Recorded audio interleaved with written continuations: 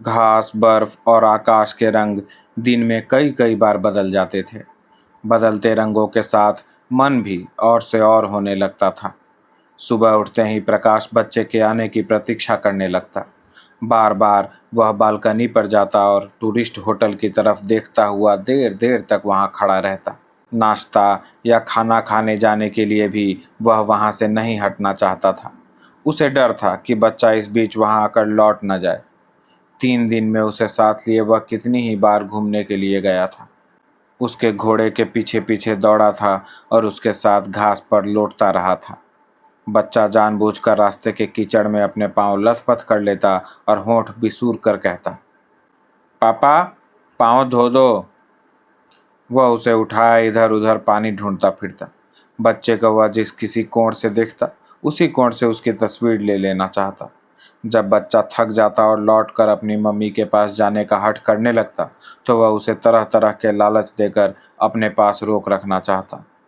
एक बार उसने बच्चे को अपनी माँ के साथ दूर से आते देखा और उतरकर नीचे चला गया। जब वह पास पहुंचा तो बच्चा दौड़कर उसकी तरफ आने की जगह माँ के साथ फोटोग्राफर की दुकान के अंदर चला गया। वह कुछ देर तक सड़क पर रुका रहा, फिर यह सोचकर ऊपर चला आया कि फोटोग्राफर की दुकान से निकलकर बच्चा अपने आप ऊपर आ जाएगा। मगर बालकनी पर खड़े खड़े उसने देखा कि बच्चा दुकान से निकलकर उस तरफ आने की बजाय हठ के साथ अपनी माँ का हाथ खींचता हुआ उसे वापस टूरिस्ट होटल की तरफ ले जा रहा है। उसका मन हुआ कि फिर नीचे जाकर बच्चे को अपने साथ ले आए, मगर कोई चीज़ उसके पैरों को रोके रही और वह वहीं खड़ा उसे देखता रहा। शाम तक न जाने कितनी बार वह बालकनी पर आया और कितनी देर तक वहाँ खड़ा रहा। आखिर उससे नहीं रहा गया तो उसने नीचे जाकर कुछ चेरी खरीदी और बच्चे को देने के बहाने टूरिस्ट होटल की तरफ चल दिया। अभी वह टूरिस्ट होटल से कुछ फासले पर था कि बच्चा अपनी माँ के साथ बाहर आता दिखाई दिया, मगर उस पर नज़र पड़ते ही वह वापस होटल की गैलरी में भाग गया। प्रकाश जहाँ था वहीं खड़ा रहा। पल भर के लिए उसकी आंखें बीना से मिली। उसे लगा कि बीना का चेहरा पहले से कुछ सांवला हो गया है और उसकी आंखों के नीचे स्याह दायरे उभर आए हैं। वह पहले से काफ़ी दुबली भी लग रही थी। कुछ पल रुके रहने के बाद प्रकाश आगे बढ़ गया और चेरी वाला लिफाफा बीना की तरफ बढ़ाकर खुश्क गले से बोला, यह बच्चे के लिए लाया था। बीना ने लिफाफा ले लिया, मगर लेते हुए उसकी आंखें दूसरी तरफ मुड़ गईं। पलाश, उसने कुछ अस्थिर आवाज में बच्चे को पुकारा। यह ले, तेरे पापा तेरे लिए चेरी लाए हैं। मैं नहीं लेता, बच्चे ने गैलरी से कहा और भागकर और भी दूर चला गया। बीना ने एक असहाय नज़र बच्चे पर डाली और प्रकाश की तरफ देखकर बोली, कहता है मैं पापा से नहीं बोलूँगा। वे सुबह रुके क्यों नहीं, चले क्यों गए थे? प्रकाश बीना को उत्तर न देकर गैलरी में चला गया और कुछ दूर बच्चे का पीछा करके उसने उसे बाहों में उठा लिया। मैं तुमसे नहीं बोलूँगा, कभी नहीं बोलूँगा, बच्चा अपने को छुड़ाने की चेष्टा करता कहता रहा। ऐसी क्या बात है? प्रकाश उसे पुचकारने की चेष्टा करने लगा। पापा से इस तरह नाराज होते हैं क्या? तुमने मेरी तस्वीरें क्यों नहीं देखी? कहाँ थी तेरी तस्वीरें? मुझे तो पता ही नहीं था। पता क्यों नहीं था? तुम दुकान के बाहर से ही क्यों चले गए थे? अच्छा ला, पहले तेरी तस्वीरें देखें फिर घूमने चलेंगे। यह सुबह आपको दिखाने के लिए ही तस्वीरें लेने गया था, बीना के साथ खड़ी एक युवा स्त्री ने कहा। प्रकाश ने ध्यान नहीं दिया था कि उसके साथ कोई और भी है। तस्वीरें मेरे पास थोड़े ही ना हैं, उसी के पास हैं। सुबह फोटोग्राफर ने नेगेटिव दिखाए थे, पॉजिटिव वह अब इस वक्त देगा, उसी स्त्री ने फिर कहा। तो चल, पहले दुकान पर चलकर तेरी तस्वीरें ले लें, देखे तो सही कैसी तस्वीरें हैं। मैं मम्मी को साथ लेकर जाऊंगा, बच्चे ने उसकी बाहों में मचलते हुए कहा। हाँ हाँ, तेरी मम्मी भी साथ आ रही है, कहते हुए प्रकाश ने एक बार बीना की तरफ देख लिया। बीना होठ दांतों में दबाए आंखें झपक रही थी। वह चुपचाप उसके साथ चल दी। फोटोग्राफर की दुकान में दाखिल होते ही बच्चा प्रकाश की बाहों से उतर गया और फोटोग्राफर से बोला, मेरे पापा को मेरी तस्वीरें दिखाओ। फोटोग्राफर ने तस्वीरें निकालकर मेज पर फैला दी तो बच्चा एक एक तस्वीर उठाकर प्रकाश को दिखाने लगा। देखो पापा, ये वहीं की तस्वीर है ना जहाँ से तुमने कहा था सारा कश्मीर नज़र आता है। और यह तस्वीर भी देखो जो तुमने मेरी घोड़े पर बैठे हुए उतारी थी। 2 दिन से बिल्कुल साफ बोल रहा है, बीना के साथ की युवा स्त्री ने कहा। कहता है, पापा ने कहा है तू बड़ा हो गया है, इसलिए अब तुतलाकर मत बोला कर। प्रकाश कुछ न कहकर तस्वीरें देखता रहा। फिर 10 का एक नोट निकालकर फोटोग्राफर को देते हुए कहा, इसमें से आप अपने पैसे काट लीजिए। फोटोग्राफर पल भर असमंजस में उसे देखता रहा, फिर बोला, पैसे तो अभी आप ही के मेरी तरफ निकलते हैं। मेम साहब ने जो 20 रुपये दिए थे उनमें से 2 रुपये अभी बचते होंगे। कहें तो अभी हिसाब कर दूं? नहीं, रहने दीजिए, हिसाब बाद में हो जाएगा, कहकर प्रकाश ने नोट वापस जेब में रख लिया और बच्चे की उंगली पकड़े दुकान से बाहर निकल आया। कुछ कदम चलने पर पीछे से बीना का स्वर सुनाई दिया। यह आपके साथ घूमने जा रहा है? हाँ, प्रकाश ने थोड़ा चौंक कर पीछे देख लिया। मैं अभी थोड़ी देर में इसे वापस छोड़ जाऊंगा। देखिए, आपसे एक बात कहनी थी। कहिए। बीना पल भर कुछ सोचती हुई चुप रही, फिर बोली, इसे ऐसी कोई बात मत बताइएगा जिससे यह। प्रकाश को लगा जैसे कोई ठंडी चीज उसके स्नायुओं से छूट गई हो। उसकी आंखें झुक गईं और उसने धीरे से कहा, नहीं, मैं ऐसी कोई बात इससे नहीं कहूँगा। उसे खेद हुआ कि एक दिन पहले जब बच्चा हट करके कह रहा था कि पापा और पिताजी एक ही व्यक्ति को नहीं कहते, पापा पापा को कहते हैं और पिताजी मम्मी के पापा को, तो वह क्यों उसकी गलतफहमी दूर करने की कोशिश करता रहा था। वह अकेला बच्चों के साथ क्लब की सड़क पर चलने लगा तो कुछ दूर जाकर बच्चा सहसा रुक गया। हम कहाँ जा रहे हैं पापा? उसने पूछा। पहले क्लब चल रहे हैं, उसने कहा, वहाँ से घोड़ा लेकर आगे घूमने जाएंगे। नहीं, मैं वहाँ उस आदमी के पास नहीं जाऊँगा, कहकर बच्चा सहसा पीछे की तरफ चल दिया। किस आदमी के पास? वह जो वहाँ क्लब में था। मैं उसके हाथ से पानी भी नहीं पीऊँगा। क्यों? मुझे वह आदमी अच्छा नहीं लगता। प्रकाश पल भर बच्चे को देखता रहा, फिर उसकी तरफ मुड़ गया। हाँ, हम उस आदमी के पास नहीं चलेंगे, उसने कहा। मुझे भी वह आदमी अच्छा नहीं लगता। बहुत दिनों के बाद उस रात प्रकाश को गहरी नींद आई। ऐसी नींद जिसमें सपने दिखाई न दें, उसके लिए लगभग भूली हुई चीज हो चुकी थी। फिर भी जागने पर उसे अपने में ताजगी का अनुभव नहीं हुआ। अनुभव हुआ एक खालीपन का, जैसे कोई चीज उसके अंदर उफनती रही हो जो गहरी नींद सो लेने से चूक गई हो। रोज की तरह उठकर वह बालकनी पर गया। देखा, आकाश साफ है। रात को सोया था तो बारिश हो रही थी, मगर उस धूल निखरे आकाश को देखकर आभास तक नहीं होता था कि कभी वहाँ बादल भी घिरे रहते थे। सामने की पहाड़ियाँ सुबह की धूप में धुलकर उजली हो उठी थी। प्रकाश काफ़ी देर वहाँ खड़ा रहा, अपनी ताजगी में एक जड़ता का अनुभव करता रहा। फिर दूर उठते बादल की तरह कोई चीज़ उसे अपने में उमड़ती महसूस होने लगी और उसका मन एक दबी सी आशंका से सिहर गया। कहीं ऐसा तो नहीं कि वह बालकनी से हट आया। पिछली शाम बच्चे ने उसे बताया था, उसकी मम्मी कह रही थी कि दिन साफ हुआ तो वे लोग सुबह वहाँ से चले जाएंगे। रात को जैसी बारिश हो रही थी उससे सुबह तक आसमान खुलने की कोई संभावना नहीं लगती थी, इसलिए सोते वक्त वह इस तरफ से लगभग निश्चिंत था।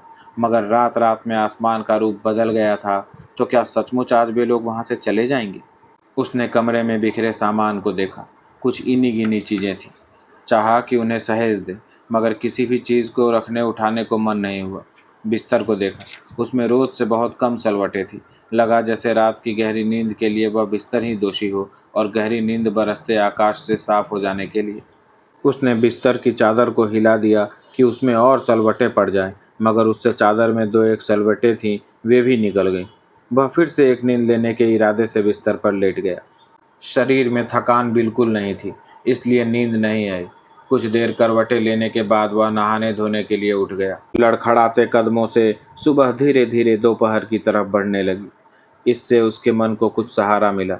वह चाह रहा था कि इसी तरह शाम हो जाए, फिर रात, और बच्चा उससे विदा लेने ना आए। मगर जब दोपहर भी ढलने लगी और बच्चा नहीं आया तो उसके मन में एक और आशंका सिर उठाने लगी। वह सोचने लगा, कहीं ऐसा तो नहीं कि उसकी मम्मी सुबह सुबह ही उसे लेकर वहाँ से चली गई। वह बार बार बालकनी पर जाता, एक धड़कती आशा लिए। बार बार टूरिस्ट होटल की सड़क पर नज़र दौड़ाता और पहले से अधिक अस्थिर होकर कमरे में लौट आता। उसकी धमनियों में लहू की हर बूंद उत्कंठित और व्याकुल थी। उसने सुबह से कुछ खाया नहीं था, इसलिए भूख भी उसे परेशान कर रही थी। कुछ देर बाद कमरा बंद करके वह खाना खाने चला गया। बड़े बड़े कौर निगल कर किसी तरह 2 रोटियां गले से उतारी और जल्दी से वापस चला आया, मगर उतनी देर भी कमरे से बाहर रहना उसे एक अपराध सा लग रहा था। लौटते हुए उसने सोचा कि उसे खुद जाकर टूरिस्ट होटल से पता कर लेना चाहिए, मगर सड़क की चढ़ाई चढ़ते हुए उसने दूर से देखा बीना बच्चे के साथ उसकी बालकनी के नीचे सड़क पर खड़ी थी। वह तेज तेज चलकर उनके पास पहुंच गया, मगर बच्चे ने उसकी तरफ नहीं देखा। वह अपनी माँ का हाथ खींचता हुआ किसी चीज़ के लिए हठ कर रहा था। प्रकाश ने उसकी बाँह हाथ में ली तो वह बाँह छुड़ाने के लिए ज़मीन पर लेटने लगा। मैं तुम्हारे घर नहीं जाऊँगा, उसने लगभग चीख कर कहा। प्रकाश अचकचा गया और उसकी बाँह छोड़कर जड़ सा खड़ा रहा। मुझसे नाराज़ है क्या? उसने बिना दोनों में से किसी की तरफ देखे पूछ लिया। मम्मी मेरे साथ ऊपर क्यों नहीं चलती? बच्चा उसी तरह चिल्लाया। प्रकाश और बीना की आंखें मिलने को हुई, मगर पूरी तरह नहीं मिल पाई। प्रकाश ने बच्चे की बाँह फिर से हाथ में ली और तटस्थ स्वर में बीना से कहा, आप भी आ जाइए ना। इसे आज जाने क्या हुआ, बीना कुछ झुंझलाहट के साथ बोली। सुबह से बात बात पर तंग कर रहा है। इस वक्त यह अकेला मेरे साथ ऊपर नहीं जाएगा। प्रकाश ने स्वर की तटस्थता अब भी बनाए रखी। चल मैं तुझे जीने तक पहुंचा देती हूँ, बीना उसे उत्तर ना देकर बच्चे से बोली। ऊपर से जल्दी लौट आना, घोड़े वाले उधर तैयार खड़े हैं। प्रकाश को मन में एक नश्तर सा चुभता महसूस हुआ, मगर जल्दी ही उसने अपने को संभाल लिया। आप लोग आज ही जा रहे हैं? उसने चेष्टा की कि शब्दों से उसके मन का भाव प्रकट न हो। जी हाँ, बीना दूसरी तरफ देखती रही। जाना तो सुबह ही था, मगर इसके हट की वजह से इतनी देर हो गई। अब भी यह, और बात बीच में ही छोड़कर उसने बच्चे से फिर कहा, चल तुझे जीने तक पहुंचा दूं। बच्चा प्रकाश के हाथ से बाँह छुड़ाकर कुछ दूर भाग गया। मैं नहीं जाऊंगा, उसने कहा। अच्छा आ, बीना बोली, मैं तुझे ऊपर पहुंचा देती हूँ उस दिन की तरह। मैं नहीं जाऊंगा, और बच्चा कुछ कदम और दूर चला गया। आप साथ क्यों नहीं आ जाती? यह इस तरह अपना हठ नहीं छोड़ेगा, प्रकाश ने होंठ काटते हुए कहा। बीना ने आँख झपकने तक उसकी तरफ देख लिया। उस दृष्टि में एक तीखा चुभता सा भाव था, मगर आँख झपकने के साथ ही वह भाव धुल गया और उसने अपने को सहेज लिया। उसके चेहरे पर एक दृढ़ता आ गई और उसने बच्चे को बाहों में उठा लिया। चल मैं तेरे साथ चलती हूँ, उसने कहा। बच्चे का रुआंसा भाव हंसी में बदल गया और उसने माँ के गले में बाहें डाल दी। प्रकाश उनसे आगे आगे जीना चढ़ने लगा। ऊपर पहुंचकर बीना ने बच्चे को बाहों से उतार दिया और कहा, ले अब मैं जा रही हूँ। नहीं, बच्चे ने उसका हाथ पकड़ लिया। तुम यहीं रहो। बैठ जाइए ना। प्रकाश ने कुर्सी पर पड़ी 2-1 चीज़ें जल्दी से हटा दी और कुर्सी बीना की तरफ बढ़ा दी। बीना कुर्सी पर न बैठकर चारपाई के कोने पर बैठ गई। तभी बच्चे का ध्यान न जाने किस चीज़ ने खींच लिया। वह उन दोनों को छोड़कर बालकनी में चला गया और वहां से उछलकर सड़क की तरफ देखने लगा। प्रकाश कुर्सी की पीठ पर हाथ रखे जैसे खड़ा था वैसे ही खड़ा रहा। बीना चारपाई के कोने में और भी सिमट कर दीवार की तरफ देखने लगी। असावधानी के एक क्षण में उनकी आंखें मिल गईं तो बीना ने अपनी पूरी शक्ति संचित करके पूछ लिया, कल इसकी जेब में कुछ रुपए मिले थे, वे आपने रखे थे? प्रकाश सहसा ऐसा हो गया जैसे किसी ने उसे पकड़कर झकझोर दिया हो। हाँ, प्रकाश ने अटकते स्वर में कहा। सोचा था उनसे यह कोई चीज़ बनवा लेगा। बीना पल भर चुप रही, फिर बोली, क्या चीज़ बनवानी होगी? कोई भी चीज़, कोई अच्छा सा ओवरकोट या। कुछ देर फिर चुप रही, फिर बीना ने पूछ लिया, कैसा कोट बनवाना होगा? कैसा भी, जैसा इसे अच्छा लगे या जैसा आप ठीक समझें। कोई खास तरह का कपड़ा लेना हो तो बता दीजिए। खास कपड़ा कोई नहीं, कैसा भी हो। कोई खास रंग? नहीं, हाँ, नीले रंग का हो तो ज़्यादा अच्छा है, कहकर प्रकाश को थोड़ा अफसोस हुआ। उसे पता था बीना को नीले रंग पसंद नहीं है। बच्चा उछलता हुआ बालकनी से लौट आया और बीना का हाथ पकड़कर बोला, अब चलो। पापा से प्यार तो किया नहीं और आते ही चल भी दिया। प्रकाश ने उसे बाहों में ले लिया। बच्चे ने उसके होठों से होठ मिलाकर एक बार अच्छी तरह उसे चूम लिया और फिर झट से उसकी बाहों से निकलकर माँ से बोला, अब चलो। बीना चारपाई से उठ खड़ी हुई। बच्चा उसका हाथ पकड़कर उसे बाहर की तरफ खींचने लगा। चलो ना मम्मी, देर हो रही है, वह फिर तुतलाने लगा और बीना को साथ खींचता हुआ दहलीज पार कर गया। तू जाकर पापा को चिट्ठी लिखेगा ना? प्रकाश ने पीछे से आवाज दी। लिथुंदा। मगर उसने पीछे मुड़कर नहीं देखा। पीछे मुड़कर देखा एक बार बीना ने और जल्दी से आंखें हटा ली। आंखों की कोरों में अटके आंसू उसने बहने नहीं दिए। तूने पापा को टाटा नहीं किया? उसने बच्चे के कंधे पर हाथ रखे हुए कहा। टाटा पापा। बच्चे ने बिना पीछे की तरफ देखे हाथ हिलाया और जीना से बिना उतरने लगी। आधे जीने से फिर उसकी आवाज़ सुनाई दी। पापा का धल अच्छा नहीं है मम्मी, हमारा धल अच्छा है। पापा तो धल में तो कुछ छामान ही नहीं है। तू अब चुप करेगा कि नहीं? बीना ने उसे झिड़क दिया। जो मुंह में आता है बोलता जाता है। नहीं तुप तलुंदा, नहीं तुप तलुंदा। बच्चे का स्वर फिर रुआंसा हो गया और वह तेज तेज नीचे उतरने लगा। पापा का धल दंदा, पापा का धल थू। रात होते होते आकाश फिर घिर गया। प्रकाश क्लब के बार रूम में बैठा एक के बाद एक बियर की बोतलें खाली करता रहा। बारमैन अब्दुल्ला लोगों के लिए रम और विस्की के पेग ढालता हुआ बार बार कनखियों से उसकी तरफ देख लेता। इतने दिनों में पहली बार वह प्रकाश को इस तरह पीते देख रहा था। लगता है आज साहब ने कहीं से बड़ा माल मारा है। उसने एक आध बार शेर मोहम्मद से कहा। आगे कभी एक बोतल से ज़्यादा नहीं पीता था और आज 4-4 बोतलें पीकर भी बस करने का नाम नहीं ले रहा। शेर मोहम्मद ने सिर्फ मुंह बिचका दिया और अपने काम में लग गया। प्रकाश की आंखें अब्दुल्ला से मिली तो अब्दुल्ला मुस्कुरा दिया। प्रकाश कुछ क्षण इस तरह उसे देखता रहा जैसे वह आदमी न होकर एक धुंधला सा साया हो और सामने का गिलास परे सरका कर उठ खड़ा हुआ। काउंटर के पास जाकर उसने 10-10 के 2 नोट अब्दुल्ला के सामने रख दिए। अब्दुल्ला बाकी पैसे गिनता हुआ खुशामदी स्वर में बोला, आज साहब बहुत खुश नजर आता है। हाँ। प्रकाश इस तरह उसे देखता रहा जैसे उसके सामने से वह साया धुंधला होकर बादलों में गुम हुआ जा रहा हो। वह चलने को हुआ तो अब्दुल्ला ने पहले सलाम किया, फिर आहिस्ता से पूछ लिया, क्यों साहब, वह कौन बच्चा था उस दिन आपके साथ? किसका लड़का है वह? प्रकाश को लगा जैसे साया बिल्कुल गुम हो गया हो और सामने सिर्फ बादल ही बादल घिरा रह गया हो। उसने जैसे बादल को चीर कर देखने की चेष्टा करते हुए कहा, कौन लड़का? अब्दुल्ला पल भर भौचक्का सा हो रहा, फिर खिलखिला आकर हंस पड़ा। तब तो मैंने शेर मोहम्मद से ठीक ही कहा था। वह बोला, क्या? कि साहब तबीयत का बादशाह है, जब चाहे किसी लड़के को अपना लड़का बना ले और जब चाहे। यहाँ गुलमर्ग में यह सब चलता है। आप जैसा हमारा एक और साहब है। प्रकाश को लगा कि बादल बीच से फट गया है और चीलों की कई पत्तियां उस दर्रे में से होकर दूर उड़ी जा रही हैं। वह चाह रहा है कि दर्रा किसी तरह भर जाए जिससे वो पत्तियां आंखों से ओझल हो जाएं, मगर दर्रे का मुहाना धीरे धीरे और बड़ा होता जा रहा है। उसके गले से एक अस्पष्ट सी आवाज़ निकली और वह अब्दुल्ला की तरफ से आंखें हटाकर वहां से चल दिया। बस एक बाजी और। अपनी आवाज़ की गूंज प्रकाश को स्वयं अस्वाभाविक सी लगी। उसके साथियों ने हल्का सा विरोध किया मगर पत्ते एक बार फिर बंटने लगे। कार्ड रूम तब तक लगभग खाली हो चुका था। कुछ देर पहले तक वहाँ काफ़ी चहल पहल थी। कई कई नाजुक हाथों से पत्तों की नाजुक चालें चली जा रही थीं और तिपाहियों पर शीशे के नाजुक गिलास रखे उठाए जा रहे थे। मगर अब आसपास 4-4 खाली कुर्सियों से घिरी चौकोर मेजें ही रह गई थीं जो बहुत अकेली और उदास लग रही थी। पॉलिश की चमक के बावजूद उनमें एक वीरानगी उभर आई थी। दीवार में बुखारी की आग कब की ठंडी पड़ चुकी थी।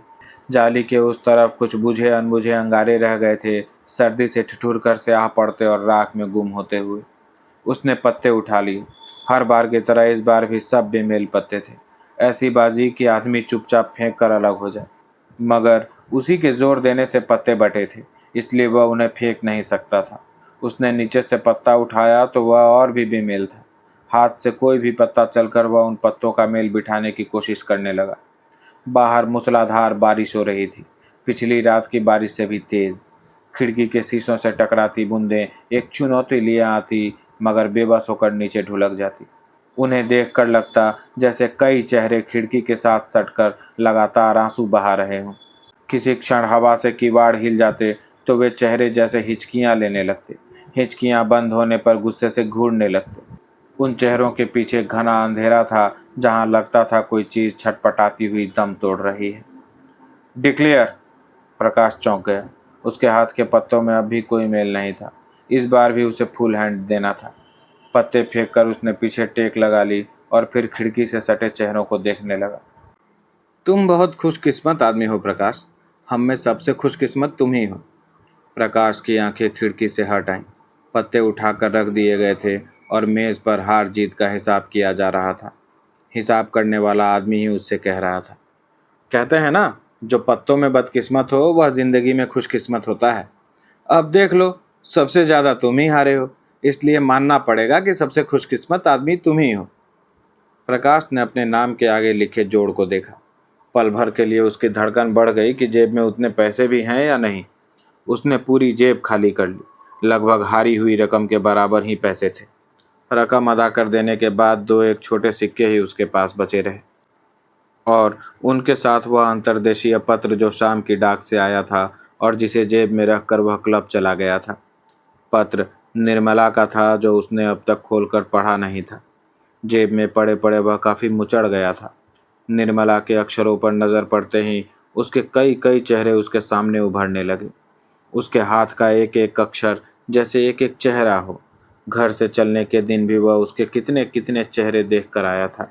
एक चेहरा हंस रहा था, एक रो रहा था, एक बाल खोले जोर जोर से चिल्ला रहा था और धमकियां दे रहा था, और एक एक भूखी आंखों से उसके शरीर को निगलना चाह रहा था। उसने अपनी ज़रूरत का कुछ सामान साथ लाना चाहा था तो एक चेहरा उसके साथ कुश्ती करने पर उतारू हो गया था। निर्मला, उसने हताश होकर कहा था, तुम्हें इस तरह गुत्थम गुत्था होते शर्म नहीं आती? क्यों? निर्मला हंस दी थी। मर्द और औरत रात दिन गुत्थम गुत्था नहीं होते क्या? वह बिना एक कमीज तक साथ लिए घर से निकल आया था। बनियान, तौलिया, कंघा, कमीज सब कुछ उसने आते हुए रास्ते में खरीदा था। यह सोचने के लिए वह नहीं रुका था कि उसके पास जो 4-5 रुपए हैं वे इस तरह कितने दिन चलेंगे। बिछाने ओढ़ने का सारा सामान भी उसने वहीं से किराए पर लिया था और वहां आने के चौथे पांचवें दिन से ही निर्मला के पतराने शुरू हो गए थे। वह उसके किसी मित्र के यहाँ जाकर उसका पता ले आई थी। उन पत्रों में भी निर्मला के सब चेहरे झलक जाते थे। वह सख्त बीमार है और अस्पताल जा रही है। उसके भाई पुलिस में खबर करने जा रहे हैं कि उनका बहनोई लापता हो गया है। वह रात दिन बेचैन रहती है और दीवारों से पूछती रहती है कि उसका पति कहाँ है। वह जोगन का वेश धारण करके जंगलों में जा रही है। 2 दिन के अंदर अंदर पत्र का उत्तर ना आया तो उसके भाई उसे हवाई जहाज में बिठाकर वहां भेज देंगे। उसके छोटे भाई ने उसे बहुत पीटा है कि वह अपने खसम के पास क्यों नहीं जाती। अंतर्देशीय पत्र प्रकाश की उंगलियों में मसल गया था। उसे फिर से जेब में रखकर वह उठ खड़ा हुआ। बाहर ड्योढ़ी में कुछ लोग खड़े थे, इस इंतजार में कि बारिश रुके तो वहां से चलें। उनके बीच से होकर वह बाहर निकल आया। आप इस बारिश में जा रहे हैं? किसी ने पूछ लिया। उसने उत्तर नहीं दिया और चुपचाप कच्चे रास्ते पर चलने लगा। सामने नीडोज होटल की बत्तियां जगमगा रही थीं। बाकी सब तरफ दाएं बाएं और ऊपर नीचे अंधेरा ही अंधेरा था। क्लब के अहाते से निकलकर वह सड़क पर पहुंचा तो पानी और तेज हो गया। उसका सिर पूरा भीग गया था और पानी की धारें गर्दन से होकर कमीज के अंदर जा रही थी। हाथ पैर सुन्न हो रहे थे, फिर भी आंखों में एक जलन सी महसूस हो रही थी।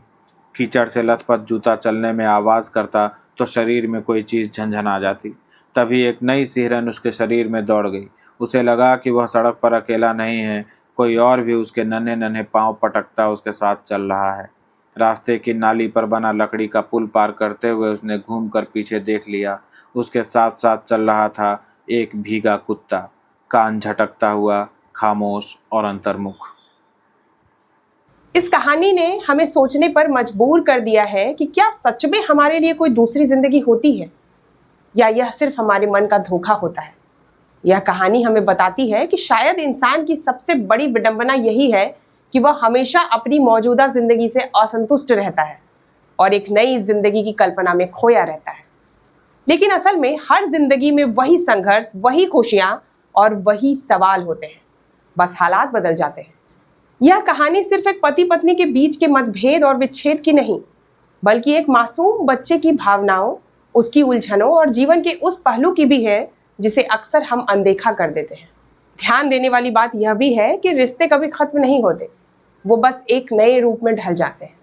प्रेम, अलगाव और संघर्ष के बीच भी जीवन आगे बढ़ता है, क्योंकि हर अंत के बाद एक और जिंदगी होती है। तो दोस्तों, यह थी मोहन राकेश की कहानी एक और जिंदगी। आपको यह कहानी कैसी लगी हमें कमेंट करके ज़रूर बताइए। द सूत्रधार को सब्सक्राइब करें और कहानियों के इस अद्भुत यात्रा में हमारे साथ बने रहें। फिर मिलेंगे एक नई कहानी के साथ। तब तक के लिए अपने जीवन के हर क्षण को उत्साह के साथ, संपूर्णता के साथ जिए, क्योंकि हो सकता है यही आपकी एक और जिंदगी हो। धन्यवाद।